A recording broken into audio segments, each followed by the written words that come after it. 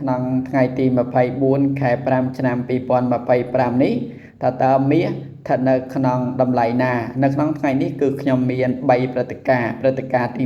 1យើងមកដឹងអំពីតម្លៃទីផ្សារមាសតើតើនៅក្នុងថ្ងៃទី24នេះមាសស្ថិតនៅក្នុងតម្លៃណា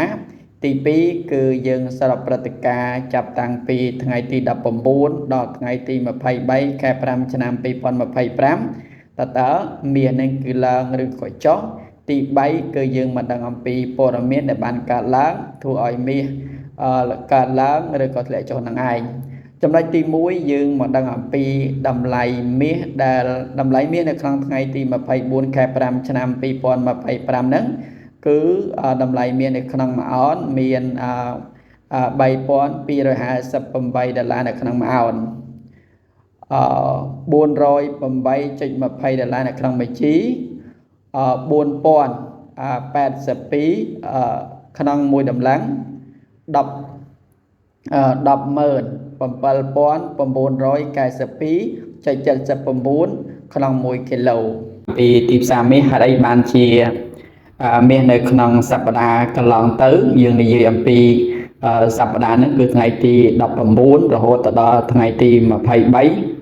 គឺមាសនេះគឺចាប់ផ្ដើមឡើងទៅតែមែនទេតែម្ដងគឺឡើងច្រើនណាស់អញ្ចឹងថាឡើងដោយសារតែមូលហេតុអ្វីហើយមាសនេះគឺមានព្រឹត្តិការណ៍យ៉ាងណាឥឡូវគឺខ្ញុំសរុបអំពីការមាសឡើងនៅក្នុងថ្ងៃទី19នៅក្នុងសប្តាហ៍នេះសិនអញ្ចឹងបើសិនជាខ្ញុំមើលទៅតាមដានពីព្រឹត្តិការណ៍នេះទៅមាសនេះគឺនៅថ្ងៃទី19ខែ5ឆ្នាំ2025មាសនេះគឺស្ថិតនៅក្នុង$3,202នៅក្នុង1អោនអញ្ចឹងបើសិនជាខ្ញុំតាមដាននៅរយៈពេលក្នុងមួយថ្ងៃហ្នឹងមួយថ្ងៃ19ហ្នឹងគឺមាសនេះឡើងពី$3,200ដល់$3,202ឡើងទៅដល់$3,248អញ្ចឹងបើសិនជាបងប្អូនហ៊ានប្រថុយនៅក្នុងមួយថ្ងៃហ្នឹងឧបមាថាយើងជួញដូរមាសតាមរយៈគេហៅថាសន្ទុសន្នគេហៅថាតាមរយៈប្រព័ន្ធទូរស័ព្ទឬក៏ប្រព័ន្ធកុំព្យូទ័រអីហ្នឹងហ៊ានប្រថុយមាសនេះគឺយើងអាចចំណេញបានរហូតដល់48លេខដែរ48លេខ46លេខបើយល់ល្អយើងយកតែ40លេខគឺបានហើយអញ្ចឹងយើងចំណេញបានប៉ុណ្ណាហើយមាសនេះគឺធ្លាក់មកមានន័យថាមាសនេះគឺពីព្រឹកចាប់ពីម៉ោង5បើកផ្សារទៅគឺមាសនេះគឺចាប់ផ្ដើមឡើងរហូតដល់48ហើយដល់ពេលរសៀលបន្តិចមាសនេះគឺធ្លាក់មកដល់$3,209ទៅវិញហើយមាសនេះក៏ឡើងទៅលើ$3,246ប៉ុន្តែមាសនេះមកបិទផ្សារវិញនៅក្នុងបិទផ្សារវិញនៅក្នុង$3,227ហើយ27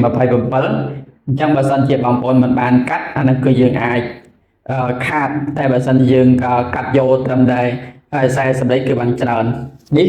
ក្នុងថ្ងៃទី19ថ្ងៃទី20មាននេះចាប់ផ្ដើមបើកផ្សារឡើងនៅក្នុង$3,291នៅក្នុងមួយអោន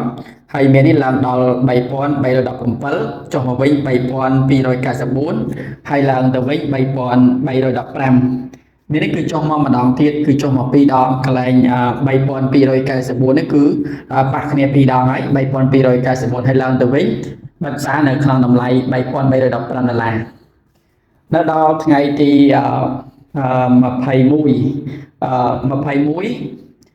មាសនេះគឺបាន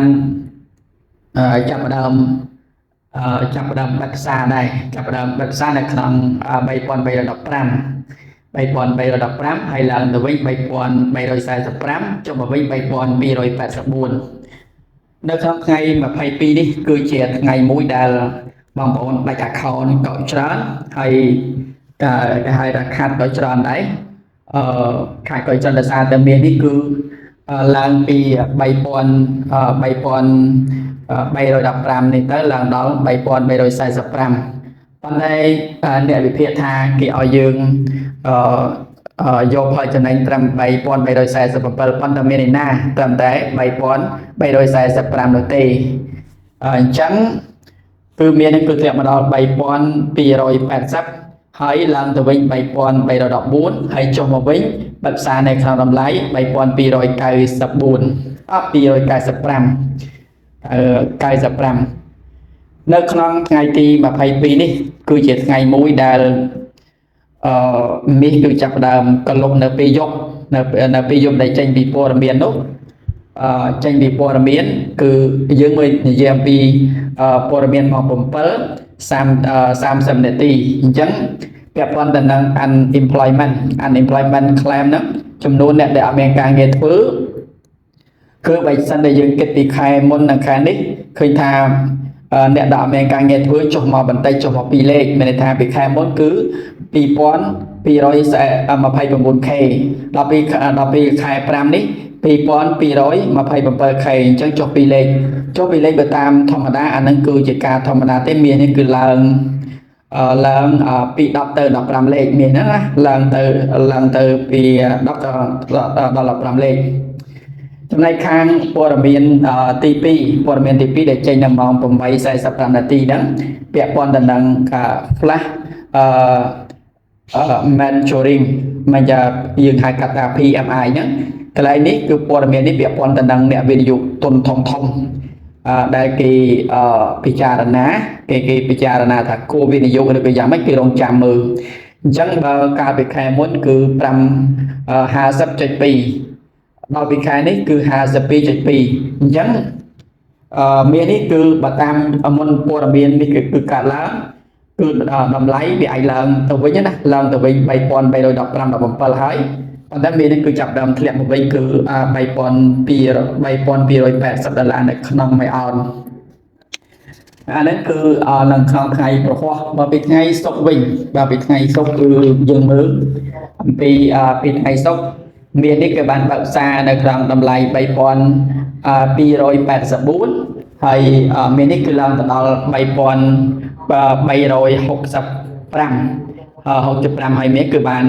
ស្ថិតមកបើកផ្សារនៅក្នុងតម្លៃ 3,358 អញ្ចឹងតើហេតុអីបានជាមាសនេះគឺបងប្អូនចាប់អារម្មណ៍នៅក្នុងថ្ងៃទី22ហេតុអីបានជាមាសនេះឡើងដល់ 3,348 ហើយវាចុះមកវិញយើងមានព័ត៌មាន3នៅក្នុងថ្ងៃទី22ហ្នឹងព័ត៌មាន3ដែលធ្វើឲ្យមានធ្លាក់ចុះទី1គឺមូលបត្របំណុលសហរដ្ឋអាមេរិកគឺបានធ្លាក់ចុះទី2ភាពចលាចលពាក់ព័ន្ធទៅនឹងសង្គ្រាមគឺមានសង្គ្រាមអ៊ុយក្រែនហើយនិងរុស្ស៊ីទី2គឺសង្គ្រាមអ៊ីស្រាអែលហើយនិងអ៊ីរ៉ង់ដែលបានវាយគ្នាប៉ុន្តែសង្គ្រាមទាំងពីរនេះគឺនៅតែសពេចទៅពេលនៅឡើយទេរឿងហ្នឹងគឺមិនទាន់ជាសង្គ្រាមទៅវាយគ្នាណានោះទេការចរចារវាងអ៊ុយក្រែនហើយនិងរុស្ស៊ីក៏វាមិនណាស់ណាដែរទី3គឺអ្នកវិនិយោគិនរងចាំសេដ្ឋកិច្ចសហរដ្ឋគឺនៅក្នុងនេះនៅក្នុងនិយាយមិញគឺនៅក្នុងកន្លែងសេដ្ឋកិច្ចសហរដ្ឋអាមេរិកហ្នឹងគឺវាយ៉ាងម៉េចប៉ុន្តែបើយើងមើលនៅក្នុងតម្លៃនេះគឺឃើញថាសេដ្ឋកិច្ចសហរដ្ឋអាមេរិកហ្នឹងគឺវាល្អអញ្ចឹងបានធ្វើឲ្យមាសគឺធ្លាក់នៅក្នុងថ្ងៃទី22ហ្នឹងណានៅក្នុងថ្ងៃទី22ឥឡូវយើងមកមើលថាហេតុអីបានជាមាសនេះគឺចាប់ផ្ដើមឡើងនៅក្នុងថ្ងៃទី23វិញទី23វិញគឺទី1ទីផ្សារភាគហ៊ុនគឺចាប់ផ្ដើមធ្លាក់ចុះទី2ប្រាក់ដុល្លារគឺចាប់ផ្ដើមធ្លាក់ចុះដែរទី3សង្គ្រាមអ៊ុយក្រែនហើយនិងរុស្ស៊ីអ៊ីស្រាអែលហើយនិងអ៊ីរ៉ង់ក៏មិនទាន់មានភាពច្បាស់លាស់នៅឡើយទី3គឺមាសនេះគឺចាប់ផ្ដើមកើនឡើងជាង 1% ណាក៏ប៉ុន្តែយើងនៅរងចាំនៅព័ត៌មាននៅថ្ងៃប្រហោះសប្តាហ៍ក្រោយរងចាំនៅព័ត៌មាន unemployment ចំនួនអ្នកអត់មានការងារធ្វើនៅថ្ងៃប្រហោះហ្នឹងថាបើសិនជាសេដ្ឋកិច្ចនេះបើសិនជាចំនួនអ្នកមានការងារធ្វើច្រើនអាហ្នឹងគឺបើសិនយើងនិយាយរួមទៅបើសិនជាសេដ្ឋកិច្ចល្អចឹងមាសចាប់ផ្ដើមធ្លាក់ចុះបើសិនសេដ្ឋកិច្ចមិនល្អទេមាសគឺចាប់ផ្ដើមកើនឡើងទៅហើយអញ្ចឹងខ្ញុំមានប៉ុណ្ណេះសម្រាប់ចែកជូនដល់បងប្អូនប៉ុន្តែព័ត៌មាននេះគឺសំខាន់ណាស់គឺសំខាន់ណាស់ដែលបងប្អូនត្រូវដឹងទី1ទីផ្សារភាគហ៊ុនធ្លាក់ចុះទី2គឺ តម្លៃដុល្លារហ្នឹងគឺធ្លាក់មកដល់ 99.34% ហើយតម្លៃមាសគឺកើនឡើងជាង 1%អញ្ចឹងគឺឃើញថាខ្ញុំមានតែប៉ុណ្ណឹងដែលមានព័ត៌មានជ័យជូនទៅដល់បងប្អូនសម្រាប់បងប្អូនដែលធ្វើការវិនិយោគទៅលើទីផ្សារមាសសូមអរគុណ